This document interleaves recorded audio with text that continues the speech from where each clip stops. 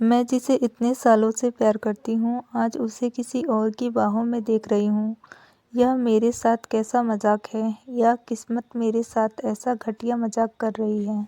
मेरा नाम आलिया है। मैं देव से बहुत प्यार करती हूँ। हम दोनों 4 साल से रिलेशनशिप में थे, लेकिन मैंने कभी भी नहीं सोचा था कि मेरे साथ ऐसा होगा। मैं देव का असली चेहरा देखूंगी। मैं देव को सरप्राइज़ देने के लिए आज उससे मिलने उसके अपार्टमेंट में गई, लेकिन वहाँ जाकर मैं खुद ही सरप्राइज़ हो गई। देव मेरी बेस्ट फ्रेंड निशी के साथ बिस्तर पर था। मैं उसे और निशी को ऐसा कभी सोच भी नहीं सकती थी। मेरी आंखों से आंसू बह रहे थे। मैं देव से पूछना चाहती थी कि तुमने मेरे साथ ऐसा क्यों किया, लेकिन मेरे कदम वहीं रुक गए। मैं चाहकर भी उससे कुछ पूछ ना पाई। उन्हें उसी हालत में छोड़ वहाँ से चली गई। मैं अपने गम में इतनी डूबी थी, मुझे कुछ समझ में नहीं आ रहा था कि मैं क्या करूं और कहाँ जाऊं। मैं क्लब चली गई। मैंने क्लब जाकर बहुत ड्रिंक की और अपने हालात पर हंस रही थी कि मैं कितनी बड़ी बेवकूफ़ हूँ जो आज तक देव का असली चेहरा देख ना पाई।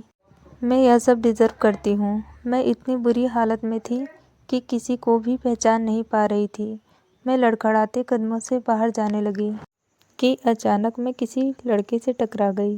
वो लड़का काफ़ी लंबा था, जिसे उसे देखने के लिए मुझे अपने फेस को ऊपर करना पड़ा। इससे पहले कि मैं कुछ बोल पाती, उस लड़के ने मुझे किस कर लिया। मैं चाहकर भी उसे रोक नहीं पाई। वो लड़का मुझे बाहों में उठाकर क्लब से बाहर ले गया। जब अगली सुबह मेरी आँख खुली तो मैंने खुद को बेड पर पाया और अपने बगल में देखने लगी तो कोई भी नहीं था। मैं अपने आप चेक करने लगी तो मेरी हालत भी कुछ ठीक नहीं थी। मुझे अपने आप पर गुस्सा आ रहा था कि वो इतने नशे में कैसे हो सकती है, कि उसे इतना भी याद नहीं कि वो किस लड़के के साथ थी। आलिया यह सब सोच ही रही थी कि उसके कानों में शावर चलने की आवाज़ आई। वो उस तरफ देखने लगी।